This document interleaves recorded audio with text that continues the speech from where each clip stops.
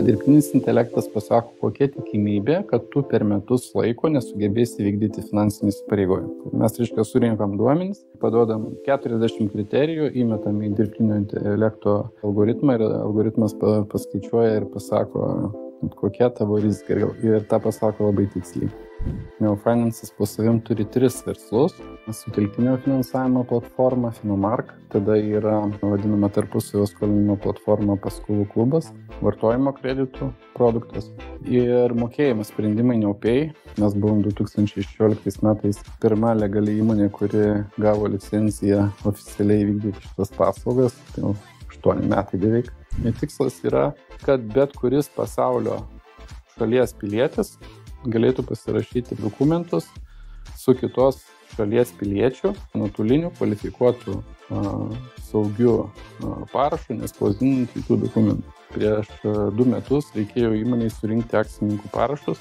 2 akcininkai Amerikoje, vienas rytų pakrantėje, kitas vakarų pakrantėje, vienas akcininkas Bulgarijoje, 2 akcininkai Lietuvoje ir dar, tarkim, vienas Vokietijoje. Siuntė dokumentus, kad surinkti fizinius parašus. Visas prasiuntimas per Amerikas, per visas šalies ir grįžimas atgal, kol visi, reiškia, gavo, kol pasirašė, kol išsiuntė, užtruko 1,5 metų. Ką mes jau dabar įgalinam? Mes įgalinam visiems tiem žmonėm pasirašyti šitą tokį pat dokumentą tuo pačiu kvalifikuotų parašų nuotoliniu būdu per savo platformą MarkSign.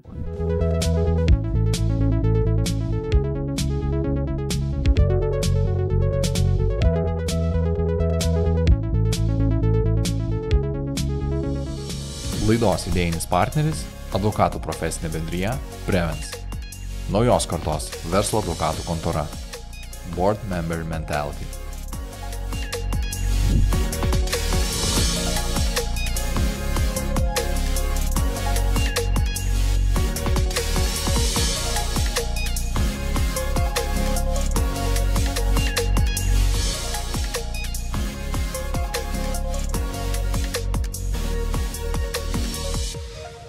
Sveiki Prevens podcast'o klausytojai ir žiūrovai. Visų pirma, noriu paprašyti prenumeruoti mūsų kanalą. Tai mums labai svarbu. O šiandieną kviečiu klausytis pokalbio su Era Capital vadovu Evaldu Remeikiu. Kviečiu klausyti ir žiūrėti.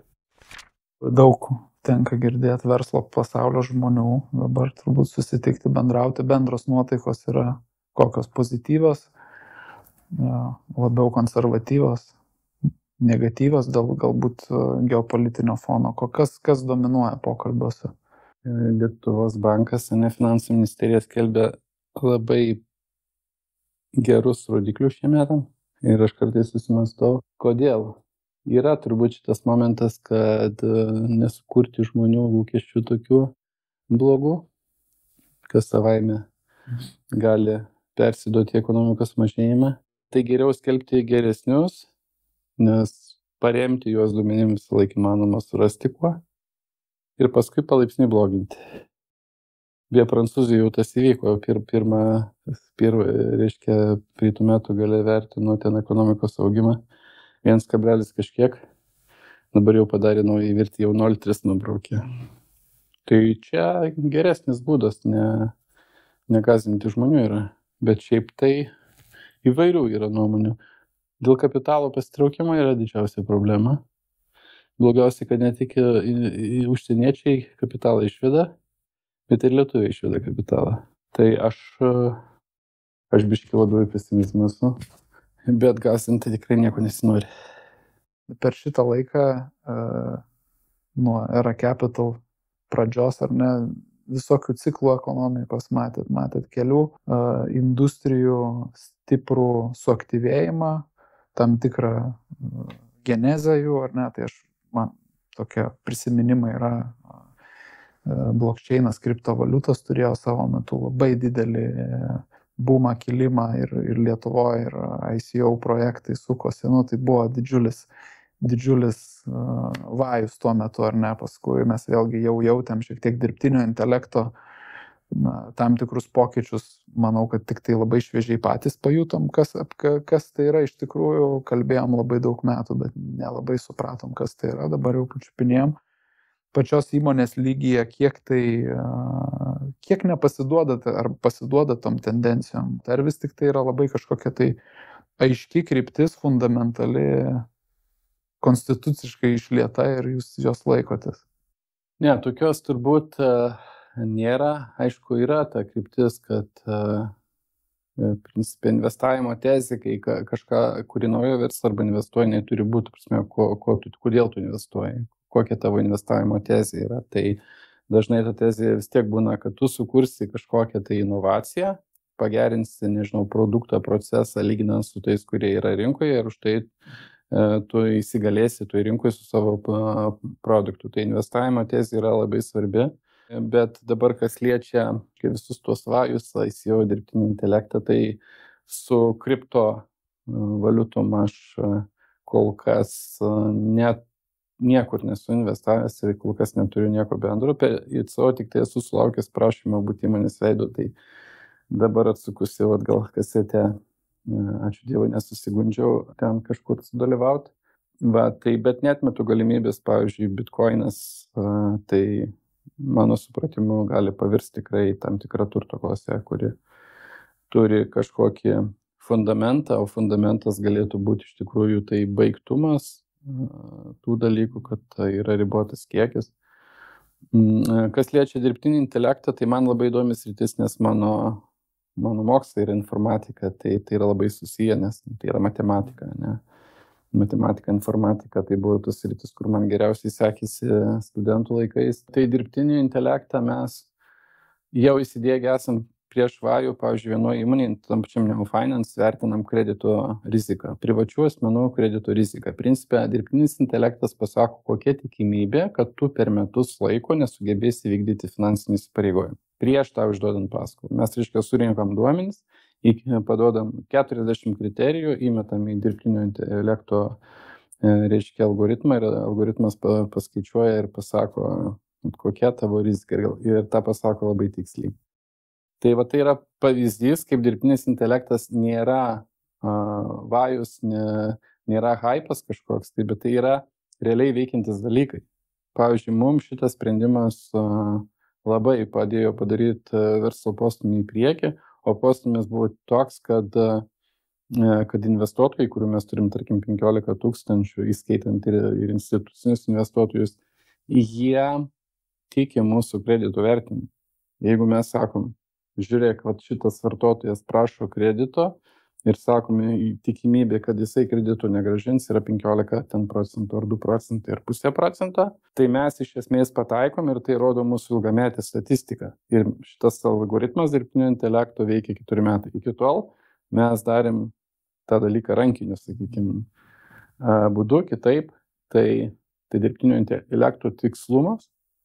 Aišku, tuos duomenis reikia įkelt pastoviai naujus ir jį mokyti, kad jisai tobulėtų, bet žmogus joks niekada taip nesuskaičiuos tiksliai, kaip tą padaro dirbtinis intelektas. Tai yra 4 metai atgal, ką mes padarė. O dabar, kas liečia dirbtinį intelektą, yra labai didelis bumas, labai daug startuolių, labai daug prašančių pinigų. Mes, kaip Era Capital, kaip įmonė, mes esame investavę į specializuotą fondą, kuris investuoja tik tai į dirbtinio intelekto startuolius, tai reiškia, neinvestuojame į pavienius, bet investuojame į fondą, kurį valdo fondas Niderlanduose, kurį valdo, reiškia, specialistai, kurie tikėtina atrinks tuos startuolius ir išaugins geriau negu mes čia Lietuvoje rinkdami pavienių. Mes turbūt net neprieinam prie tokių startuolių, kurie gauna finansavimą iš tokių rizikos kapitalo fondų. Tai bet šiaip iš įdomumo aspektų aš stebiu, ant kiek atsiranda įvairių sprendimų susijusių su dirbtiniu intelektu ir tą pritaikomumą mes jau pradedam galvoti, kaip mums pritaikyti daugeliu sričių.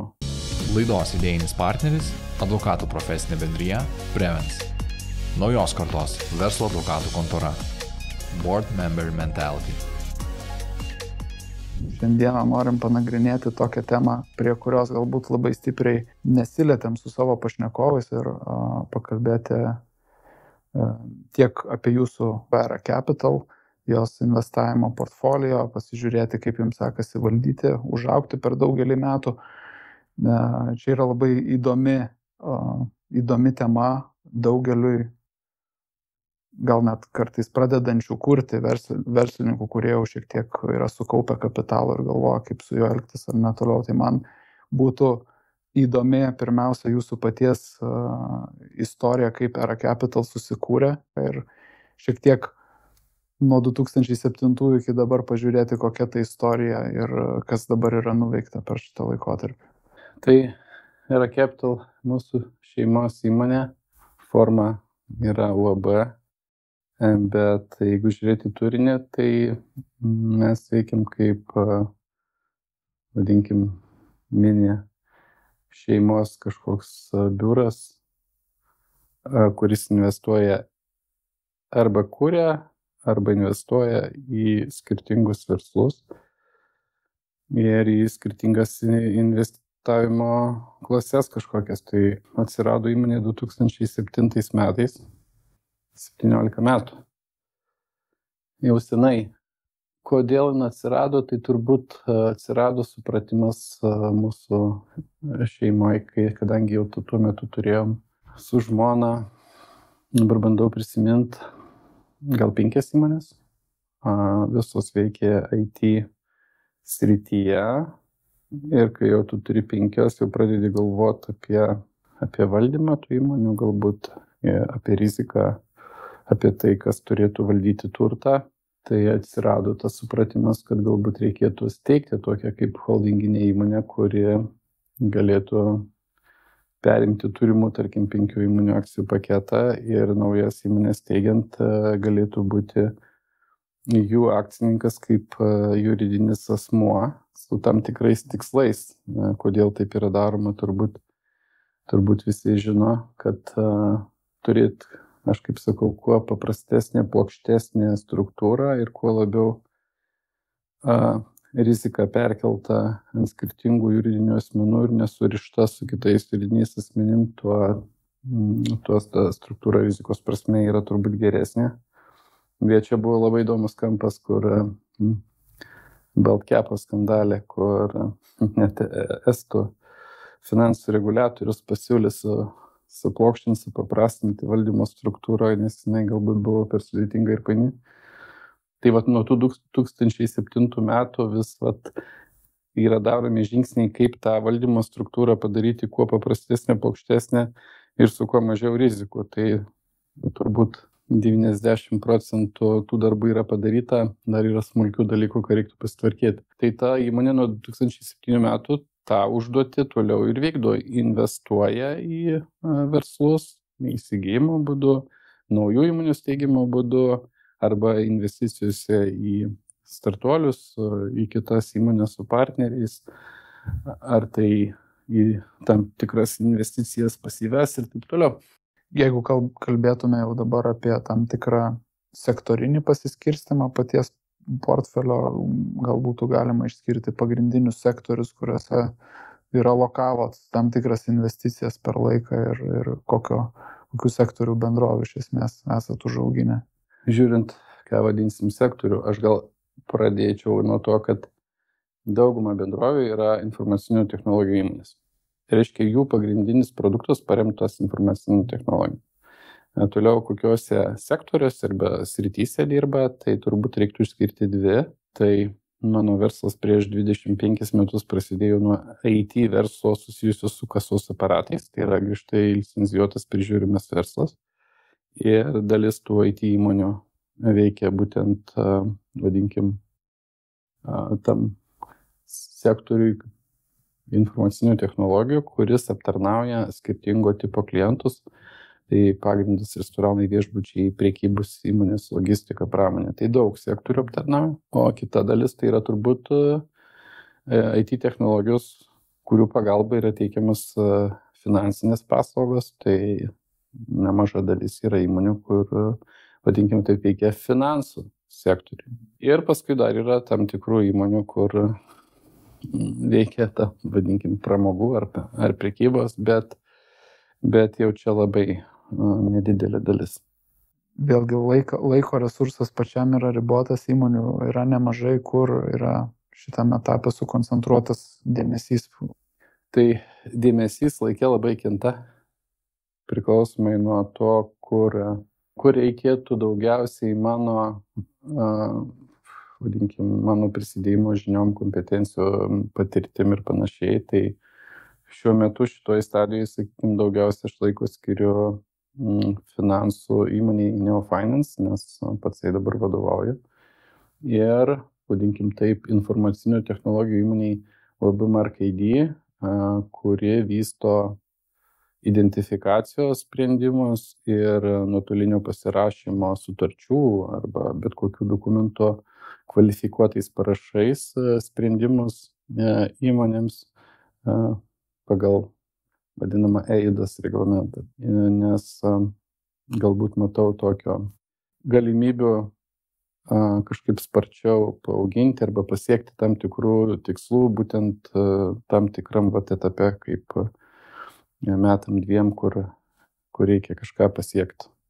Jeigu tada pabandytume apie tas įmonės pasikalbėti daugiau, ar ne, jeigu pradėkim nuo Neofinance, mes kalbam apie įmonę sutelktinio finansavimo srityje veikiančią.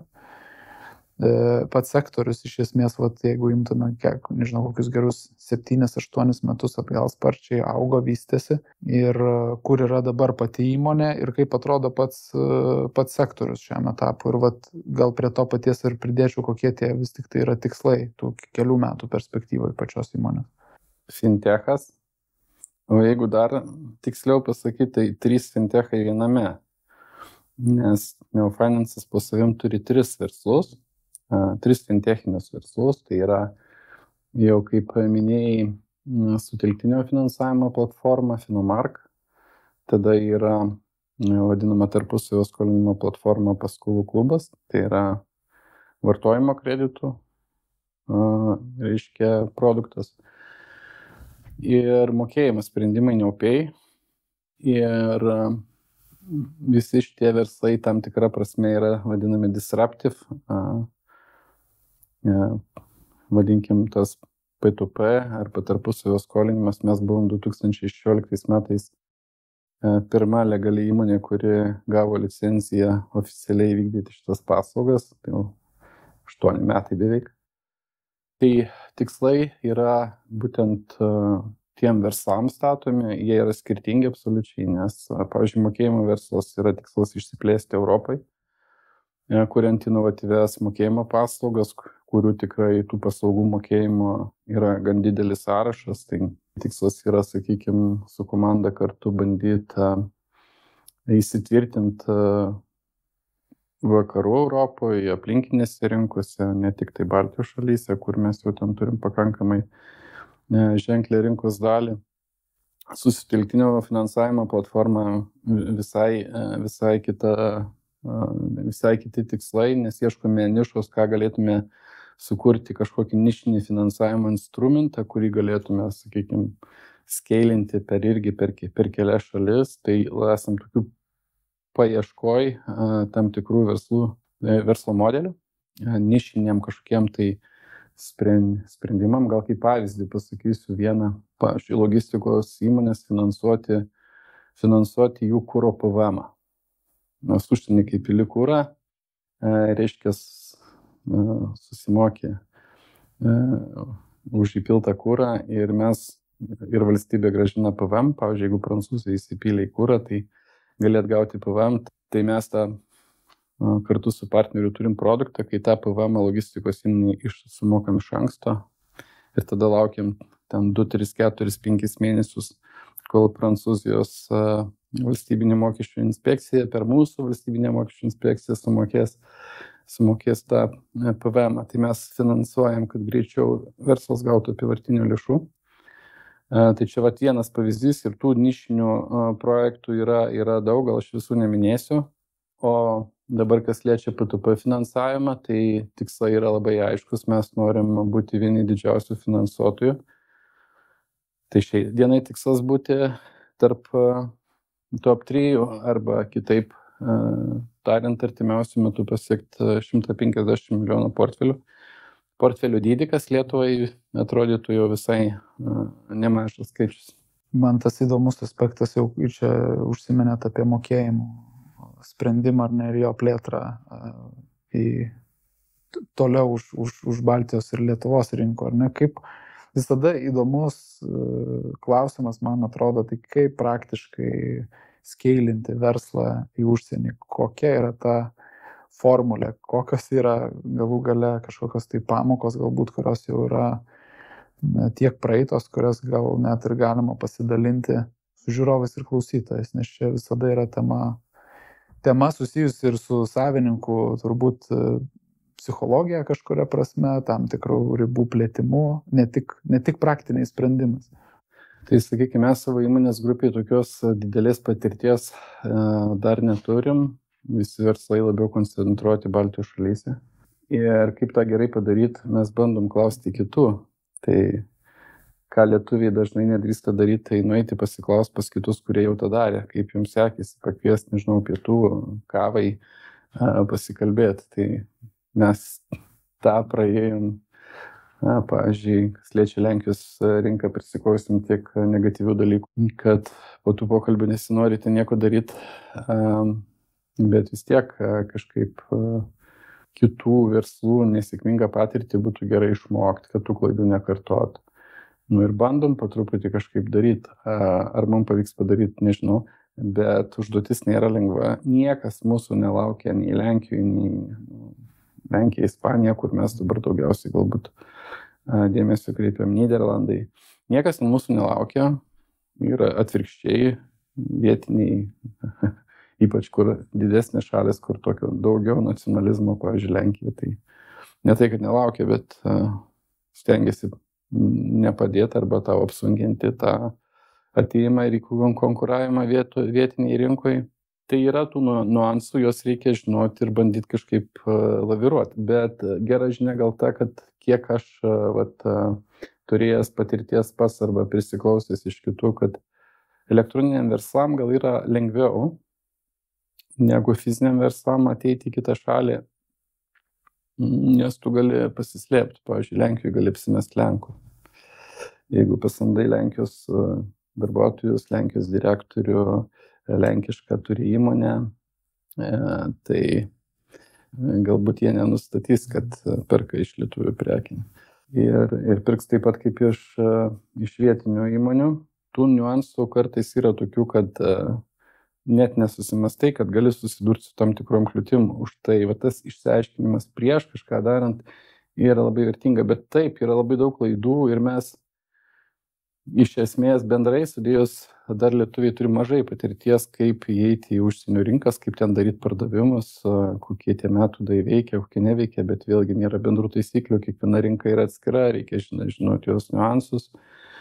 Įėjimas į daug rinkų vienu metu ar eiti palaipsniui, tai tų klausimų yra labai daug, o atsakymų yra mažiau. O įmonių įsigijimai veikiančių verslų, kaip pačiam atrodo, yra teisinga taktika. Gal galim kalbėti ir apie elektroninį verslą plačiaja prasme. Įsigyti vėlgi jau kažkokias tai veikiančias vidutinio dydžio bendrovės ir bandyti tokiu būdu vykdyti plėtrą. Kodėl klausiu šito klausimo, nes visiškai neseniai išgirdau tokį teiginį, diskutuodamas, kad tai yra turbūt viena stipriausių ir geriausių taktikų, įvertinus tai, kad galima sukoncentruoti įėjimą į mažesnį skaičių rinkų, bet ten tai padaryti šiek tiek kokybiškiau. Tai kaip pačiam atrodo tas įsigijimų taktikos sprendimas, o ne steigimasis nuo pat pradžių nuo nulio. Priklauso turbūt nuo situacijos.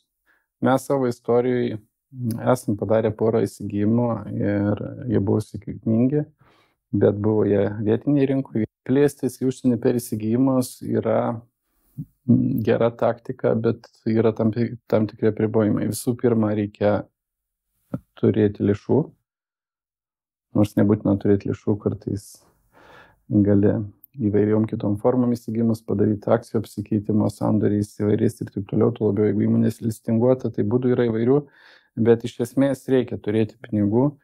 Ir vėlgi, kokią rinką mes eisime. Jeigu mes eisime į vadinamą rinką, kuri yra netokia turtinga, netokia didelė, tai įsigijimas galbūt daryti lengviau, nes daugiau mažų įmonių. Jeigu eiti didelę rinką, pas mus Lietuvoje dominuoja įmonės 10-50 darbuotojų, keli milijonai eurų apyvarta ir pas mus normalus verslas. Jeigu pažiūrėt kokią Vokietiją, Lenkiją, tai tokių mažų įmonių net sunku surasti. Maža įmonė 250 darbuotojų ir 25 milijonai apyvarta, tai nėra taip lengva įsigyti. Klausimas, kiek tas verslas, kuris galėtų įsigyti, pats yra stiprus tą padaryti, tai turbūt pagrindinis apribojimas yra toks, bet ir kartais nuo situacijos priklauso. Įsigijant yra greitesnis būdas negu kuriant nuo nulio. Bet tu kartais gali susidurti, yra daugiau rizikų susidurti su įvairiais niuansais. Pavyzdžiui, nežinau, darbuotojų kultūra, išėjimas darbuotojų iš darbo, tada tu gali sumokėti daug pinigų ir netekti tos vertės dėl tam tikrų rizikų, kurios irgi dažnai realizuojasi. Bet jeigu pasisektų sėkmingai tą padaryti, tai čia turbūt greitis yra esminis momentas, nes jeigu visą laiką vertini alternatyvą, jeigu darai nuo nulių, renki komandą, įsuki savo kažkokį tai produktą, vėlgi tam reikia laiko, reikia marketingui, pinigų, tai iš tikrųjų tai geriausiai palyginti ir pasižiūrėti. Bet jeigu tau reikia greitai, nes būna atveju, kai tu sukūrei labai kažkokį inovatyvų produktą ir jisai veikia, ne, jį reikia labai greit skailinti. Tai tam tikrais atvejais tu gali permokėti vardan to, kad tu greičiau eitum į rinką ir užsimtum tam tikrą dalį, kol konkurentai to dar nepadarė. Tai labai priklauso nuo situacijos iš tikrųjų.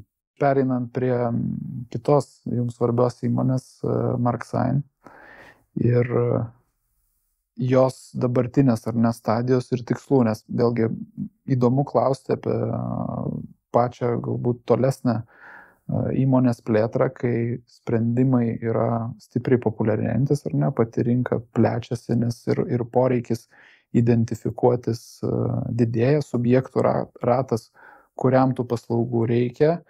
Aš bandau kažkiek dekonstruoti, kiek iš šono pats matau, bet vėlgi sprendimai taip pat susiję ir su kibernetiniu saugumu, su saugių dokumentų pasirašymu ir ar tą sprendimą ir įmonę matot kaip nišinį sprendimą kažkokios tai konkrečios problemos, ar vis tik tai lipdant prie tam tikrų susijusių paslaugų plėstis ir šiek tiek išauginti kažkokį tai visai kitą žaidėją. Kokia ta vizija šiuo metu yra? Tai šiuo metu mes turime du pagrindinius produktus, tai yra identifikacija ir autentifikacija, tai yra saugus prisijungimas arba saugus klientų identifikavimas siekiant teikti jam kažkokias tai elektroninės paslaugas. Tai yra viena dalis, o kita dalis yra įgalinti verslus pasirašyti dokumentus saugiai, greitai, nuotoliniu būdu. Tai vat jeigu mes prisimintume 10 metų lygiai atgal, tai kaip vykdavo sutarčių pasirašymas, tai važiuodavo vadybininkas su mašina, atsispausdinęs, reiškia, sutarčių pluoštas su 5 priedais, įeidavo, reiškia, pas partnerį kažkur į biurą ar į restoraną, gaudydavo jį fiziškai, reiškia, pasodindavo prie stalo ir sakydavo pasirašyk sutartį, aišku, ten skanuotus variantus siuntinėdavo. Tai labai geras pavyzdys, kaip per 10 metų elektroninės paslaugos, inovatyvios elektroninės paslaugos pakeičia mūsų kasdieninį verslą. Aš kadangi pats baigęs informatiką, tai kaip čia pasakyti, aš tuos verslus dalinai ir kuriu dėl to, kad man jie patinka. Man patinka kurti inovacijas, būtent susijusių su verslu, kur kažkokias elektroninės paslaugas, patobulinti verslų ir žmonių gyvenimą. Tai čia yra labai geras pavyzdys. Tai pasižiūrėkim, kas buvo prieš 10 metų ir dabar. Dabar verslai pasirašo sutartis. Beje, kalbant apie saugumą, saugiau, nes elektroninis pasirašymas kvalifikuotų parašų, mano supratimu, yra saugesnis negu pasirašyti ranka. Teisiškai yra galiojimas tas pats, reiškia, bet kokios institucijose tiek ranka pasirašytas dokumentas, tiek elektroniniu būdu teisiškai galioja vienodai, bet kas liečia saugumą, fizinį parašą gali padirbti ir tau, jeigu atiduoda sutartį pasirašyti fiziniu parašu, tu nesitikras, kad tas žmogus tikrai pasirašė, jeigu tu nematei, kaip jisai pasirašinėjo, ne? Tai būna netgi nemažai ginčų, reiškia, vyksta parašo ekspertizės, ar tikrai tas žmogus pasirašė, teisminės bylos. Tuo tarpu šitoj vietoj, reiškia, aš negirdėjau atveju, kad, reiškia, būtų kažkas pasirašęs už kitą žmogų. Aišku, yra ir elektroninių duomenų vagysčių, bet mano supratimu tai yra saugiau. Tada yra apie greitį kalbama, ne? Tai išsiunti gauni, pasirašymas užtrunka ne minutėm, užtrunka sekundėm, ne? Per kelias sekundės gali pasirašyti dokumentą. Ir dabar, kas liečia, aišku, dabartinė tvarumo tema, nereikia nieko spausdinti. Absoliučiai, ta prasme, kaip mes sakom, paperless būdas, iš vis, ta prasme, mano vizija, kad ofise popierių neturi likti, nes jie nebereikalingi. Jie reikalingi tik tai tiems, kurie dar nežino iki galo, kaip padaryti įmonę, kuri neturėtų papirinių dokumentų, bet techninės priemonės jau visos yra ir jos yra veikiančios, jos nėra kažkokiam pilotiniuose režimuose. Tai va dabar kalbant apie mūsų viziją, tai kadangi iš principo tai yra pradžia šito verslo, tai pirminė vizija yra išpopuliarinti šitą dalyką. Išpopuliarinti ne tik Lietuvoje, norim išpopuliarinti šitą dalyką ir už Lietuvos ribų, ir Lenkija, ir kitos šalis, nes jau mums reikalinga teisinė bazė ir technologinė bazė. Tai teisinė bazė iš principo yra jau tam dalykui paruošta. Technologiškai yra dar tam tikrų klausimų tarp valstybių ir taip toliau. Tai mūsų dabartinė vizija padaryti galimybę. Tikslas yra, kad bet kuris pasaulio šalies pilietis galėtų pasirašyti, reiškia, dokumentus su kitos šalies piliečiu, būtent šituo būdu. Tai yra nuotoliniu, kvalifikuotu, saugiu parašu, nespausdinant jokių dokumentų. Įsivaizduokim situaciją, lietuvis, pavyzdžiui, buvo pavyzdys, galiu papasakoti tikrą istoriją, reiškia, prieš 2 metus reikėjo įmonei surinkti akcininkų parašus, 2 akcininkai Amerikoje, vienas rytų pakrantėje, kitas vakarų pakrantėje, vienas akcininkas Bulgarijoje, 2 akcininkai Lietuvoje ir dar, tarkim, vienas Vokietijoje. Tai siuntė dokumentus, kad surinkti fizinius parašus. Visas prasiuntimas per Amerikas, per visas šalies ir grįžimas atgal, kol visi, reiškia, gavo, kol pasirašė, kol išsiuntė, užtruko 1,5 metų. Tai yra tikra istorija. Ką mes jau dabar įgalinam? Mes įgalinam visiems tiem žmonėm pasirašyti šitą tokį pat dokumentą, tuo pačiu kvalifikuotų parašų nuotoliniu būdu per savo platformą MarkSign. Ir jie tą padarė per kelias minutės. Technologijos jau šitą leidžia, teisinė bazė tam paruošta, kol kas dar yra klausimas kaina, ne visą laiką yra kaina patraukli, nors jeigu palygintume, kiek kainuotų prasiųsti per visas šalis ir laiko, tai aišku, ta kaina juokinga atrodytų. Tai mūsų vizija yra įgalinti pasirašyti žmonės sutartis vienas kitus saugiai, kvalifikuotų parašų, tai yra pilna teisinė galę turinčių parašų, nuotoliniu būdu per kelias sekundės. Tai va tokia yra vizija ir mes einam tą linkmę ir jau nemažai esam padarę. Tai va ką aš dabar pasakojau tarp šituo pavyzdžiu, tai yra jau veikianti realybė. O kai kalbam apie švietimo funkciją, ar aš savam rate sunkiai randu žmonių, kurie jau nenaudoja, ar ne, tokio pasirašymo būdo, bet jūs dirbdami su daug verslų matot, kokia yra reali dabar situacija, kiek verslų dar išgirsta tai galbūt kaip naują dalyką, arba jau galbūt yra kažkokia tai kita vystymosi rinkos stadija, kur jau galvoja apie kitus dalykus, galbūt kaip geriau integruoti į savo sistemas, kad tai būtų dar patogiau, kad būtų viskas vienoje platformoje, kažkur tai šalia visada būtų ten MarkSignas, kuriame dar greičiau vyktų tas pasirašymas, kur mes esam šitoje rinkoje. Mes, jeigu imti kaip šalį Lietuva, esam labai pažengę kartu beje su Latvija, Estija, Suomija ir galbūt Islandija. Tai mes esam tie frontrunneriai vadinami, kur mes esam labai pažengę europinių ir pasaulinių mastų. Gal neskaitant kokio Singapūro, nes labai irgi advanced tie dalykai jau. Bet šiaip Europos kontekste mes esam labai pažengę ir mes jau tikrai galvojam apie sudėtingesnius sprendimus, kaip integruoti į verslo funkcijas, pavyzdžiui, dokumentų valdymo sistemą, kad būtų tiesiai arba RP sistemoje tiesiai su klientu būtų galima pasirašyti arba išsiųsti, pasirašyti nuorodą, jis pasirašo, RP sistema išsisaugo dokumentas kvalifikuotų parašų. Tai yra daug verslo tokių pritaikymo funkcijų, aišku, didelės įmonės apie tai labiau galvoja, vidutinės mažos įmonės ne visos dar iki galo supranta, kas tai yra. Geriausias testas yra, kai paklausi, ar jūs žinot, kas yra EIDAS reglamentas, tai po atsakymo dažniausiai sakyti, kas tai yra. Tai principė mažesni verslai dar ne iki galo supranta, nėra to, pavyzdžiui, supratimo, kuo skiriasi pažangus elektroninis parašas nuo kvalifikuoto elektroninio parašo. Reiškia, yra, kurie iš vis dar šito net nežino ir nebandė, bet iš esmės Lietuva yra labai pažengus šitoj vietoj. Mes jau išmokom per paskutinius ypač 5 metus dokumentų sutartis pasirašyti nuotoliniu būdu kvalifikuotų parašų, bet mes dabar tyrinėjom Lenkijos rinkoje, ten irgi integruojame su vietinių parašų tiekėjais, kad paleisti verslą. Tai istorija yra, kaip pas mus turbūt 7 metai atgal, nesudarė iki šiol sąlygų, pavyzdžiui, šitam elektroninių identifikacijų, autentifikacijų parašų dominuoti rinkui kaip pasirašymo būdui, dėl to, kad, pavyzdžiui, simti kvalifikuotą parašą, visų pirma, turi būti infrastruktūra, kad žmogus galėtų gauti pigiai, greitai elektroninio parašo sertifikatą. Kaip pas mus, pavyzdžiui, Smart ID gali susinstaliuoti arba ten mobilų parašą. Tai ten to nėra. Prasme, gauti parašą reikia eiti fiziškai, kažkur išsimti, mažai kas jį išduoda ir dar jis labai brangus.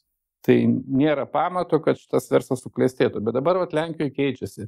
Atsiranda valstybinė iniciatyva, kvalifikuoto parašo tiekėjas, kuris yra susijęs su valstybės iniciatyva ir šitas turėtų pradėti važiuoti. Bet tik dabar.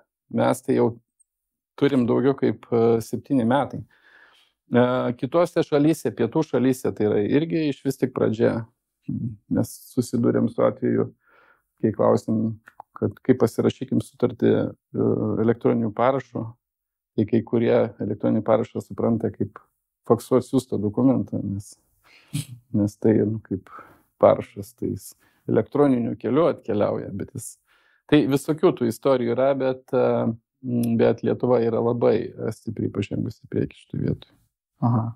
Aš visiškai tokias asmeninės refleksijas su vienu klientu bendravausi, sako, pradėjau pasirašinėti elektroniniu parašu, pradėjau mažiau skaityti sutartis, nuikrenta ir pradedu pasirašinėjau, sako, labai patogu. Jis pareiškė nuogąstavimą, sako, tikiuosi, kad dar atsiras kažkoks tai sprendimas prieš pasirašant, kuris galbūt ne tik bus, kad kažkas dar vizuotų, nes dar įtraukia kartais teisininkus pavizuoti, ten yra eilė funkcijų, bet dabar jau dirbtinio intelekto plėtimuose stadijoje tikisi, kad galbūt dar bus koks nors raudonų linijų pastebėjimas, dar pasižiūrėk, ar tikrai nori rašytis, ar net tiesiog toks, tie, kurie įprato, sako, kad viskas antiek tapo patogu, kad net noriu greitai pasirašinėti ir pasirašinėju greitai, bet pripažįsta, kad ne visada užsitikrina, ką iki galo pasirašo. Aš čia galiu atsakyti tik tai tiek, kad yra peržiūros mygtukas, niekas netrukdo paspausti, tada tas sutartis atsidaro didesniam formate, didesnių šriftų ir tu jį gali taip pat skaityti kaip popierinę. Tai su dirbtinio intelekto sprendimai šita funkcija turbūt atsiras labai greitai. Aš sakyčiau, šiais metais mes jau pamatysim tokių funkcijų, nes technologija dirbtinio intelekto jau leistų kaip ir tą padaryti. Čia galbūt pritaikomumo dabar vieta, įkeliant sutartis, kad galėtų dirbtinis intelektas dar jas peržiūrėti, nes iš principo dirbtinis intelektas jau gali. Aš, pavyzdžiui, daro, jeigu daryti kaip savarankišką funkciją, tai tikrai taip. Priedus aš jau pats neruošiu sutarčių, jau kai reikia, tai paprašau dirbtinio intelekto paruošti priedą, tik pasakau, kas ten turi būti, ne? Tai kaip tik, kalbant apie startuolių pasaulį dabar, vienas olandų startuolis, kuris parodė kad robotai gali statyti su dirbtiniu intelektu, mūryti plytas ir statyti namus. Tai gavo naują finansavimo Kiek pritraukė? raundą, man atrodo, 25 milijonus dolerių. Investuotojai, reiškia, pamatė, jau yra 10 sutarčių, 10 statomų namų, kur stato robotai. Tai dirbtinio intelekto sprendimų yra tikrai dabar labai daug.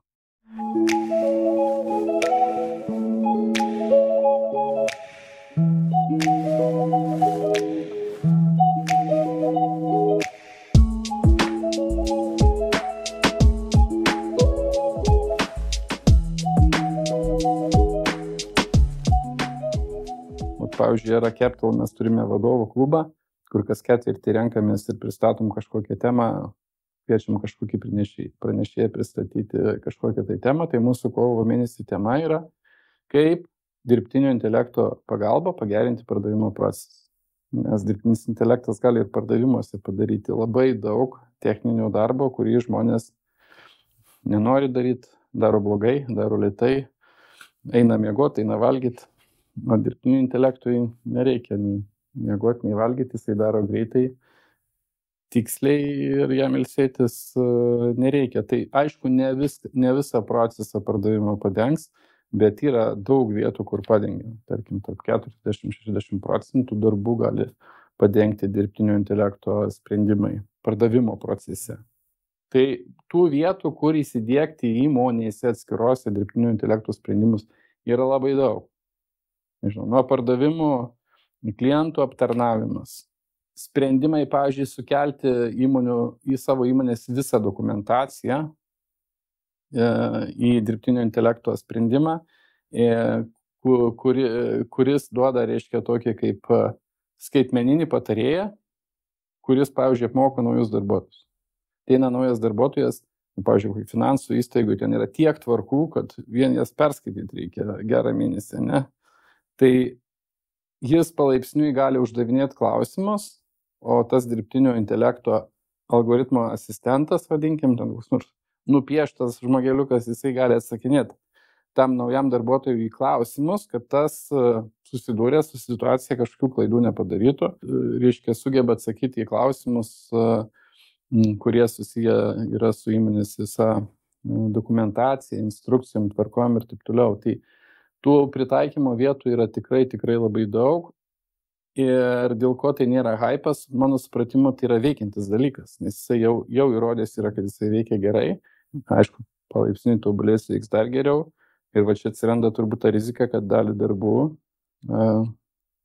mes nedarysim tų techninių darbų, o mūsų darbas tam tikrų profesijų pasikeis tai, kad mums reikės mokėti suformuluoti užduotis. Tai nežinau, man tai yra fantastika, tai aš čia kaip pramonės revoliucija kažkada buvo, tai čia panašaus lygio turbūt stebim dabar technologinį proveržį, tik tai gal dar ne visi tai suprantam ir dar ne visi suprantam, kaip tai diegti, kaip tai pakeis pasaulį, bet kadangi aš stebiu startuolių pasaulį, aš matau, kiek daug startuolių kuria tuos sprendimus. Labai didelis hypas, aišku, dalis didžioji jų numirs, nesukurs tų sprendimų, bet tie, kurie išliks, kurie sukurs gerus sprendimus, jie tikrai turbūt užims rinkos dalį ir tikrai spręs realias verslo problemas. Už tai neprilyginčiau ICO arba kitiem hypam, kurie išsileido kaip burbulai, nes dirbtinio intelekto sprendimai mano manymo kuria realią vertę. Aš kaip kredito vertinimą pateikiau pavyzdį. Bet juos reikia dar sugebėti tinkamai įdarbinti ir čia yra dabar didžioji verslo užduotis. O kaip galbūt tenka matyti Lietuvoje su tuo kompetenciniu kapitalu vystyti pačius dirbtinio intelekto sprendimus? Yra tų žmonių, kurie šties turi stiprią kompetenciją ir jų yra galbūt reikšmingai daug, kurių dar nematom, kurie tiesiog pradėjo dirbti šitoj srityje, vystyti sprendimus, prašyti finansavimo ar ne. Toj rinkoje, kadangi esat, ar jaučiat, kad iš tikrųjų yra žmogiškasis resursas taip pat didelis mūsų rinkoje būtent. Gal paimti, sakykime, tą Baltijos šalių rinką šiek tiek, kaip jinai atrodo visam paveiksle. Ir ar yra žmonių, kurie gali ne tik spręsti pritaikymą, bet iš esmės fundamentaliai vystyti tam tikrus sprendimus. Tai Lietuvoje tikrai yra daug labai gabių žmonių ir daug gabių matematikų ir dirbtinio intelekto algoritmo kūrėjų, vystytojų. Dabar kiek jų yra daug, man labai sunku pasakyti. Bet mes vis tiek esam pagal gyventojų skaičių maža tauta, tai turbūt nebus daugiau negu kokiuose Niderlanduose ir Vokietijoje. Tai vis tiek mes mažiau to žmogiško kapitalo turim. Bet tų jaunų žmonių, kurie gali tokius produktus vystyti, jų rinkoje yra, jie ateina, jie pritraukia kapitalą, jie vysto produktus, krūvą, pavyzdžiui, aš gal neminėsiu, jie, pavyzdžiui, paskutinė ten kokia praktika Capital rizikos fondų investicija buvo į nuotoliniu būdu kraujagyslių operavimo startuolį, kuris yra beje iš Lietuvos. Ne? Tai yra pasaulinio lygio inovacija, tokius dalykus sukurt turbūt yra labai sunku, aš taip įsivaizduoju, bet lietuviai ėmė, padarė, susilaukė gan didelės investicijos ir turi progą padaryti pirmiausia ne pasaulyje tokio lygio produktą. Tai tokių pavyzdžių yra daug ir medicinoje, ir verslo kažkokiuose sprendimuose. Tai dabar visi, kadangi yra tas hypas, tai ir lietuviai labai daug kuria tų sprendimų.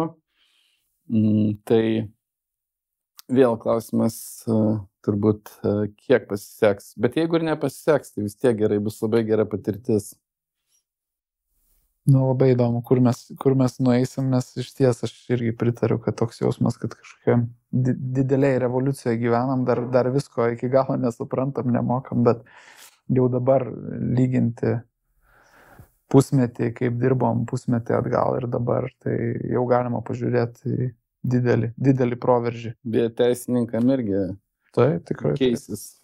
Jau keičiasi, aš manau, labai labai stipriai, galbūt dar galvočiau, kad reiklumas gal net ne pas visus klientus tiek galbūt reiklumo lygis pakilo, bet visumoje didelis pokytis, kad turiu omeny, kad visa rinka pajaustų labai stipriai, bet manau, kad labai stipriai pakeis, labai stipriai. Daug dalykų, daug aspektų ir turim ir mes atidžiai žiūrėti šitą sritį. Nes turbūt net, sakyčiau, vaidmuo iš esmės keičiasi, kuris reikalauja tų savybių, kai mes kalbam apie minkštąsias savybės teisininkų rinkoje, ar ne, ir tam tikrą darbo padarimą. Anksčiau tas darbo padarimas buvo bene didžiausia pridėtinė vertė. Dabar iš esmės jinai su kiekvienu mėnesiu, galima sakyti, labai stipriai mažėja. Net reiškia pridėtinė vertė, kurią tu gali kurti, lieka visiškai kitoj daly. Ir jeigu tų savybių nėra, gali būti labai sunku, ar ten teisminio proceso įtikinėjimo dalis, ar net ten toje vietoje nepakeičia absoliučiai visiškai tavęs kaip žmogaus, kaip teisininko, bet galbūt sudaro sąlygas pasinaudojant dirbtiniu intelektu daugiau dėmesio skirti būtent tai pagrindiniai daliai, įtikinti ten trečią šalį teisme, darybose geriau pasiruošti. Tikrai. Teismo argumentų draftą gali surašyti dirbtinis intelektas, žmogus gali peržiūrėti, papildyti, pakeisti arba dar paprašyti kažko dirbtinio intelekto. Tai įdomus yra dalykas, kad galim apie 2 scenarius kalbėti, kur aš jau asmeniškai pamačiau, kad iš ties gali sukurti net ir strateginę vertę, tai yra derybų strategija, ar ne? Tai geras pokalbis net ir 10 minučių nuveda iki labai detalių, konkrečių praktinių pasiūlymų ir derybinių sprendimų, kurie yra labai tikslus, jeigu tik tai užklausos ar ne formuluojamos teisingai. Tas pats ir su teisminiais argumentais. Būtent teismo proceso esminių rizikų įvardyjimas ir jų pamatymas ten, sakykime, vėlesniai procesiniai stadijai, ar ne, kurioje jis tau rekomenduoja šitą argumentą prilaikyti, įvertinti, kad galbūt kita pusė remsis šitais argumentais, tai tau procesiniai stadijai vieną ar kitą argumentą geriau ištraukti tenai, nes galbūt jisai bus išsiėmęs tam tikras procesinės priemonės. Tai va čia buvo labai nesenas pavyzdys, kur teko, taip sakyčiau, labai solidu, kaip iš dirbtinio intelekto pusės, kur mes nurašydavom kai kur tą pusę, kad kūrybiškumas, ten visa kita, nepasakyčiau, jau gaunam kūrybiškumo labai labai daug. Tai va dabar turėtų prasidėti lenktynės, kas greičiau ir geriau įsidiegs dirbtinio intelekto sprendimus į verslo procesus. Beje, kalbant apie dėrybas, labai įdomių yra tų startuolių, aš net nepagalvojau kartais, kad taip gali būti. Mes konkrečiai turėjom problemą dalyvaujant viešuosiuose pirkimuose, kadangi dalyvių yra daug, reikia laimėti konkursą, o laimėti konkursą gali pasiūlęs dažniausiai geriausią kainą. Ir kaip pasiūlyti geriausią kainą? Tai pastovi verslo problema. Kokią kainą sukūrėt, nes tu per pigiai negali pasiūlyti, nes jeigu per pigiai pasiūlysi, nieko neuždirbsi.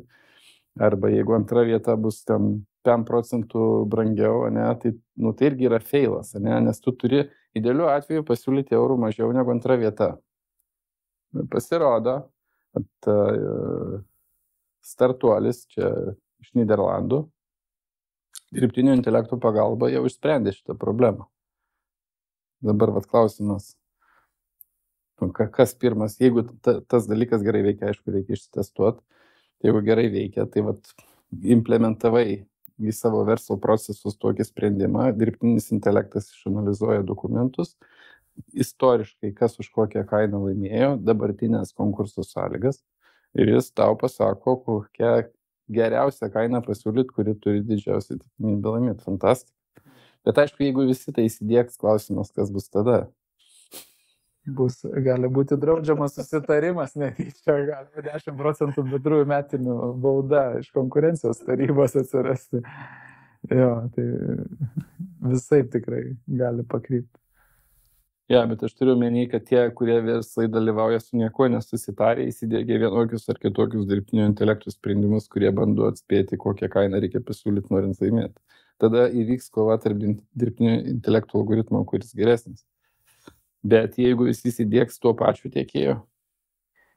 Ir paskui galbūt gali, tai nežinom, ar dirbtinis intelektas negalės paskui susitarti, kad šitam aš pasiūlysiu mažesnę. Nebus tiek protingas, kad vėlgi geriausias variantas uždirbti didžiausią maržą pasiskirstyti rinkas. Kartais taip, ekonomikos teorijoje trumpuoju laikotarpiu suveikiantis veiksnys, ar ne? Tai jeigu, nes tekę nagrinėti tą problematiką, kurią žiūri teisininkai iš konkurencijos pusės, tai jeigu dirbtinis intelektas ilgainiui gali pereiti ir į tam tikro susitarimo, galbūt sudarimą, kuris būtų draudžiamas vienaip ar kitaip. Tai čia atsiranda reguliavimo klausimai, bet reguliavimas labai dažnai ateina vėliau, nes reikia iki galo suprasti, kas vyksta ir kas gali įvykti, ir kol to supratimo nėra arba kol nevyksta didesnių skandalų, tai tas reguliavimas taip lėtai ateina, ne? Tai čia tema, kuri mums duos atsakymus, aš galvoju, artimiausiu metu. Kalbant dar šiek tiek apie jūsų bendrovę Era Capital, kad ramiau miegotumėt, turbūt vadovai užima labai didelę rolę jūsų gyvenime, tai yra gerų vadovų atranka. Kokias pamokas išmokot per eilę metų atrinkinėdamas vadovus į tas pozicijas ir vis tiek jums tenka atiduoti dalį sprendimų laisvės jiems? Kokios tos pamokos? Tai čia gal reiktų patikslinti, kad užduotis yra sunkesnė. Reikia ne tik vadovas, bet ir valdybas atrinkti, nes ten, kur yra didesnės įmonės arba kuriom yra kažkokio tai daugiau dėmesio, kad jos, tarkim, nėra pagal apyvartą ar pagal žmonių skaičių kažkokius labai didelės. Tai kadangi tų įmonių yra nemažai, tai būtų sunkiau suvaldyti ir tam yra, mes labai dažnai turime įmonėse valdybas. Tai užduotis yra atrinkti valdybos narius, priklausomai nuo to, kokio žmogaus reikia pagal įmonės situaciją. Reiškia, dar kad sueitų kultūriniai dalykai su kitais valdybos nariais, dar turėti vadovo komandas susitarimai būti, tai čia irgi yra labai sunki užduotis. Bet, aišku, gale dienos tai daugiausiai priklauso nuo vadovo, o kaip juos atrinkti, tai čia tokio sėkmės recepto aš nepasakysiu. Esame išbandę turbūt visus variantus. Ir brangias atrankos agentūras, ir pigias, ir su testais apkrauti, ir be testų. Ir pats, tai turbūt atsakymas yra toks, kompetenciją nustatyti yra daug kartų lengviau negu vertybinius dalykus. Ir dėl vertybinių dalykų ir nepataikom, ir toliau nepataikysim, bet tam tikrų procentų. Aš turiu omeny, kad, tarkim, jeigu 67% pataikai atrinkti vadovą iš pirmo karto, tai turbūt yra visai neblogai. Tai kompetenciją nustatyti lengviau, vertybinius, kultūrinius dalykus yra sunkiau. Tai būna turbūt atveju daugiausiai, kai visgi dėl kultūrinio arba vertybinio dalyko nesutampa tie dalykai ir po kažkiek laiko vadovas pasitraukia. Beje, aš ką pastebiu, pavyzdžiui, vadovo įvertinti darbą, ar jis tikrai gerai dirba, po visų atrankų, tu jį pasamdai, užtrunka daug ilgiau negu paprastų specialistų ar ten skyriaus vadovo. Nes vadovas turbūt yra kažkiek visada gudresnis arba daugiau patirties turintis, už tai jis yra į tokią poziciją, ne, ir jeigu jam kažkaip nesiseka, jis geriau maskuojasi, tai užtrunka daugiau laiko, sakykime, suprasti, ar tau seksis su juo toliau dirbti ar ne. Tai faktas, kad atrinkti vadovus gerus yra sunku, konkurencija dėl vadovų yra didelė, turbūt labai svarbu, jeigu matai, kad nepasiseka per ilgai netemti ir greičiau atsisveikinti, nes ne vienas nebūna finale laimingas, jeigu užsitęsia tie procesai. Tai tiek turbūt. O vertybių užsiminėt, kalbat apie tam tikrą vertybinę sutaptį, kokių vertybių norisi surasti? Turbūt tos, kurios sutampa su mūsų šeimos vertybėm, nes aš, pavyzdžiui, sunkiai įsivaizduoju, jeigu priešingų vertybių yra savininkas, arba grupė yra capital ir yra vadovas, ir kažkuriuose srityse vertybės ten yra beveik priešingos. Aš kaip įsivaizduoti darbą kartu man sudėtinga, turbūt neįmanoma kartu dirbti, tai reiškia kažkas tada turi prisitaikyti. Pas mus mes kadangi ilgai dirbam, tos vertybės susiformavusius ir turbūt sunkiau pakeisti.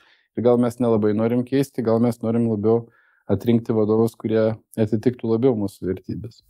Tai kas yra turbūt svarbu, kad mes savo vertybės turim transliuoti visiems vadovam. Tam turim tam tikrą formatą, kaip sakiau, mes turim savo klubą, kur mano žmona puikiai valdom, turim net jo pavadinimą Era Success Club, tai yra vadovų klubas. Grupės, ar ne? Jo įmonių grupės, tik dalyvauja įmonių grupės vadovai. Ir mes ten dalinamės ir patirtim, ir idėjom, ir įžvalgom, ir vertybiniai dalykai ten transliuojami. Tai aišku, atrankos metu bandai suprasti ir atitinka vertybinį lygį, bet tą nustatyti ne visą laiką pavyksta, arba jis būna pradžioj labai išplaukęs, nes čia nekompetencijos nustatyti, sunkesni dalykai. Bet paskui per laiką vis tiek pasimato, tai būna, kad labai sutampa, būna, kad beveik sutampa, tai tada viskas gerai, bet ten, kur jau nelabai sutampa, tai problema. O galima įvardintas ten keletą tų vertybių, kurios tokios esminios, vedančios, taip vėlgi labai įdomu pasidarė, nes priėjimas turbūt fundamentaliai labai teisingas, žiūrint į tai, kad vertybinis pirmiausia sutapimas turi būti pats stipriausias kompetencija, matomai dar galima ir patobulinti, ar ne? Vertybiškai sunkiau pasikeisti.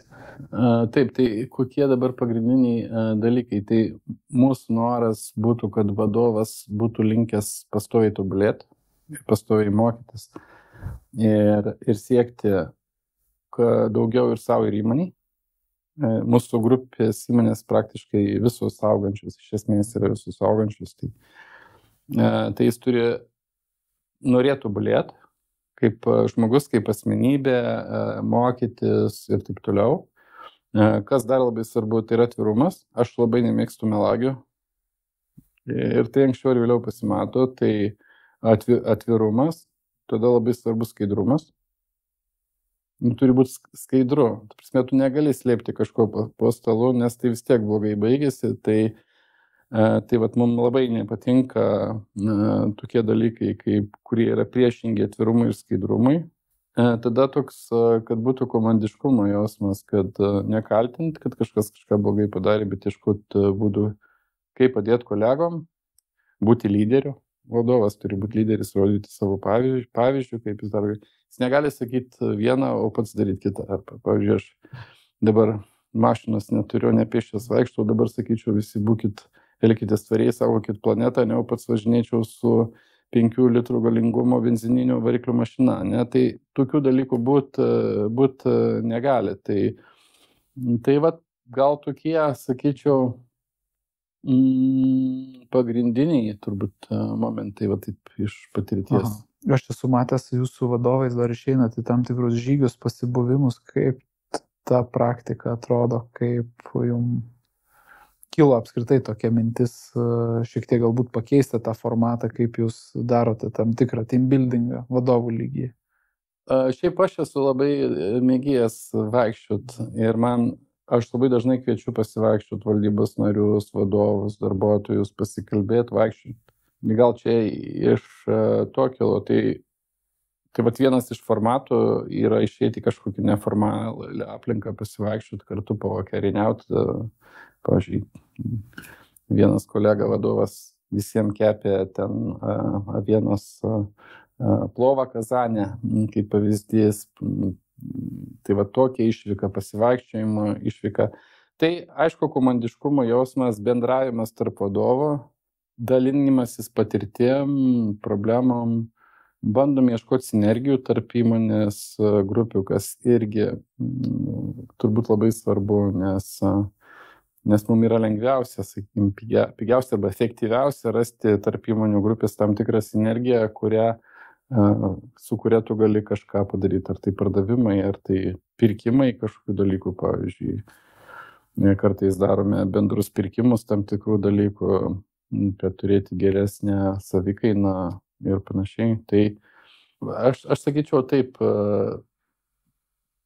vaikščiojant geriau galvojas negu sėdint prie stalo viens prieš kitą. Tikrai taip. Galėtų orai leisti daugiau tą vaikščioti. Nėra blogų orų vaikščiojimui.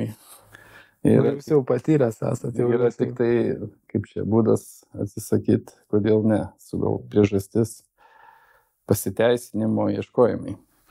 O minėjot vadovų klubą, tai kiek dabar tą vadovų klubą susirenka asmenų? Tai iš tikrųjų vadovo gal yra apie 14, taip svyruoja turbūt tarp 13-16 ar 14-16, bet mes dar turim praktiką pasikviesti, kad vadovai pasikviečia į klubą C-levelio vadovą, kuriam galėtų būti įdomi tema. Vat pavyzdžiui, dabar mes turėsime temą dirbtinio intelekto įdarbinimas pardavimo procese. Ir aišku, kad visi vadovai pasikvies savo pardavimų vadovus arba pardavėjus, ne? Kad jie irgi paklausytų. Tai praktikoje susirenka tų žmonių daugiau, apie 30. Mes turime tam tikrą pranešėją ir skiriam pusę dienos tam, kad kažkur kažką išmokti naujo, patobulėti, pabendrauti, paskui turim bendrą vakarienę, pasidalinam žiniom kažkokiom, tai patirtim ir taip toliau. Dažnai įmonėse viduje, nedažnai, bet atsiranda tokių situacijų, kaip yra augantis ar ne vadovai, kaip per tą ilgametę patirtį, ar pavyko, žinau, pačiam dažnai pastebėti tam tikrą potencialą žmonėse ir kažkaip tai padėti užaugti iki tos vadovo pozicijos. Ar vis tik tai, tai irgi galbūt yra tam tikra efektyvi, pasiteisinusi taktika, ar... Ja, šiaip apie vadovo atranką kalbant, tai gal užmiršau pasakyti, dar labai svarbu, ar tu turi įmonės viduje, nes jeigu yra įmonės viduje žmogus, kuris galėtų užimti vadovo poziciją, tai turbūt dažniau pasiteisina tie sprendimai, nes vien dėl to, kad tu vertybiškai tą žmogų pažįsti. Reiškia, vertybinė suklydymo rizika yra daug mažesnė. Tai taip, istorijų turėjau aš labai daug atvejų, visgi 25 metai versle, tai tų įmonių, tų vadovo turbūt esam samdę tikrai triženkliais skaičiais, aišku, tiksliai neįvardinsiu, bet tikrai virš 100 vadovų esame turėję pasamdę per tiek laiko ir per tiek įmonių. Tai visokių atvejų esam turėję. Yra vadovo, kurie pradėjo dirbti, kai įmonėje buvo 3-4 darbuotojai, dabar dirba 70 ir per kelias šalis, ir jisai tada buvo tarp iš tų 4, galbūt, sakykime, jam buvo pasiūlyta tapti vadovu, jisai sutiko, praėjo, 10 metų. Jis dabar dar vadovauja, reiškia, kartu auga, tobulėja su įmonė, ir tai labai smagu matyti, kai tai vyksta, bet yra ir kitų atvejų, kai samdai išoriai, irgi tikrai pasamdai gerą vadovą, su kuriuo turi gerą santykį ir jisai puikiai veda įmonę į priekį. Tik čia labai svarbu įmonė istoriškai tam tikroje situacijoje, kad čia jau valdybos užduotis, reikia nuspręsti, koks labiausiai vadovo tipas tinka dabartinį įmonės situacijų, nes užduotis skirtingų metų įmonės būna skirtingos ir tikslai. Bet aišku, yra gerų universalių vadovų, kurie geba vesti įmonę ir įgyvendinti skirtingų periodų tikslus, tai čia yra aukščiausia pagarba. Bet čia turbūt reta ta savybė, ar kaip atrodė, ar teko sutikti daug, kurie taip gebėjo prisitaikyti, nes mes turim tokias fazes, ar ne, kuriam vienam yra patogiau, buitiškai tariant, išsukti įmonę ir jam paskui pasidaro tiesiog nebeįdomu, ar ne, būna tokių žmonių. Kiti kaip tik labiau asmenybiškai atitinka tą verslo vystymo arba kai kuriais atvejais palaikymo, optimizavimo galbūt funkciją atlieka geriau, o tas universalus karys dažnai teko matyti tokius ir tokį asmenybinį paketą. Ne dažnai. Aš už tai ir pavadinau universalus. Ja. Jų nėra galbūt tiek daug. Aš sakyčiau, tai yra gabūs žmonės, turintis tikrai kažkokį, vadinkim, aukštą emocinio intelekto lygį ir sugebantis suprasti labai gerai įmonės situaciją, pasižiūrėti gal kažkiek ir iš viršaus ir sugebantis vesti tą įmonę, auginti, plėsti, vykdinti skirtingo tipo visiškai užduotis per laiką. Tai sakau, čia yra aukščiausias lygis, tokių žmonių tikrai yra, jų tikrai ne vienetai, jų yra kažkiek, bet tai nėra dauguma, sakykime, tokių žmonių. Daug atvejų yra, ar, pavyzdžiui, vadovas būna arba geras administratorius, kai reikia vadovauti dividendiniai įmoniai, išmokėti dividendus, augti 3-5% per metus ir gerai viskas administruoti, rasti dar kažkokių tai kaštų mažinimo įmonės viduje ir jie būna labai geri toj srity. Bet yra vadovų, kuriem tai visiškai neįdomu, jie nori auginti įmonę, jiems yra plėtra ir pastatyti plėtrą ir matyti plėtros vaisius, kaip tu kas ketvirtį ten sugebi užauginti ir įvykdyti ten valdybos ar akcininkų tikslus. Tai jau visai kitų kompetencijų reikia ir visai kitų savybių vadovų. Tai už tai jie ir skirtingi yra. O kai kalbam apie tą verslo pusę, kuri yra galbūt sunkesnė arba netokia pozityvi, tai yra tie sunkūs sprendimai, kuriuos reikia priimti. Aš esu girdėjęs frazę, kad ten akcininkų lygyje sprendimas šiaip turi būti kažkur tarp proto ir širdies. Jeigu būsi labai tik tai remsiasi protu, tai Tai būsi neempatiškas ir labai griežtas, jeigu būsi gera širdis, tave gali pasinaudoti tavim ir tave apgauti, ar ne? Kaip išlaikyti tą balansą ir vėlgi turbūt daryti greitus, sunkius sprendimus ir vėlgi atrasti tą balansą tarp proto ir širdies. Kaip sekėsi per daugelį metų, galbūt vyko koks nors pokytis asmeniškai, kuris vertė kažkaip keisti prieimą prie tų sunkių situacijų. Aš turbūt kalbu apie tam tikras krizinės situacijas, atsisveikinimus su vadovais ar ne, su kertiniais žmonėm, arba galbūt net įmonės uždarimą, ar ne. Tai vat kaip tas sprendimų algoritmas keitėsi per daugelį metų, o gal išliko stabilus ir aiškus. Aišku, dabar taip sunku prisiminti istoriškai, bet svarbiausia turbūt bet kokioj toj kriziniai situacijai išlikti žmogumi, ne? Ir normaliai kalbėti apie situaciją, kodėl tu tą sprendimą darai. Kartais gali būti net ne vadovas kaltas, tai jam paprasčiausiai reikia teisingai paaiškinti ir jis turi suprasti, prasme. Geras vadovas supras tokį sprendimą, jeigu įmonė neišgali, jau dabar reikia kažkokių sprendimų, kad ten labai drastiškai kažkaip mažinti kaštus ten ar kažką. Jeigu vadovas netinkamai vykdo savo pareigas, taip, tai yra sunkesni sprendimai, bet juos reikia daryti, nes delsti labai, tai tada kenks įmonės interesai. Nes jeigu tai prisimint, atvejais reikia atleisti vadovą, ne? Yra akcininkai, yra valdyba, yra vadovas, yra darbuotojai, yra įmonė. Priimdamas sprendimą, kieno tu interesus atstovauji.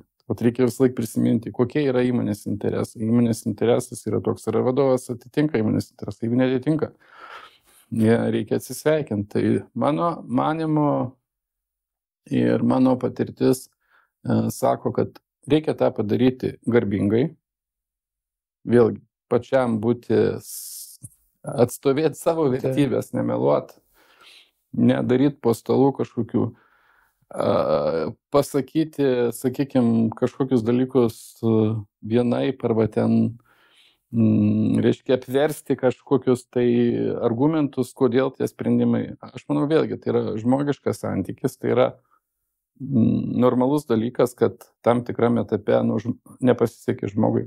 Gal jisai negali tų užduočių įvykdyti iš kompetencinės pusės, gal vertybės nesutampa, yra tai normalu. Nei vienam gyvenimas nesibaigia, nei įmonei, nei akcininkam, nei vadovai, ne? Ir kartais tie sprendimai, aš netgi iš praktikos pagalvoju, finale jie yra geresni abiem pusėm. Ne tik įmoniai, kurios interesus, tarkim, atstovauja valdyba ar akcininkai, bet dažnai ir vadovai. Nes jeigu jau yra mintis išsiskirti, tai tą padaryti būtų gerai greičiau, nes laikė nei jis liks patenkintas, nei įmonė liks patenkinta. Ir situacija gali tik tai blogėti, jinai negerės. O nebent, aišku, yra situacijų, kai tas vadovas padarė klaidą, turi jam atleisti, pasitaiso ir dirbi toliau, nes jisai vertybiškai viskas ok, kompetencija gera. Bet jeigu reikia atsisveikinti, tai pagrindinis atsakymas, reikia tą daryti garbingai, skaidriai, paaiškinti normaliai, kodėl, kad žmogus suprastų ir išlikti geram santykyje net po tokių dalykų. Nes vėlgi geras vadovas supras, jeigu tu jam teisingai paaiškinsi, kodėl. Ir galbūt ir istoriškai, ir man teko tą patirti, kad tie atvejai netgi po 5, po 10 metų tau pasako, žinai, gerai, aš supratau, kad net ne savo rogėse buvau, aš nuėjau tenai, aš padariau karjerą, arba savo verslą įkūriau. Tai tokia. Jo, patiko man šitas atsakymas ir aš dar galėčiau daug klausinėti, yra labai daug įdomių dalykų.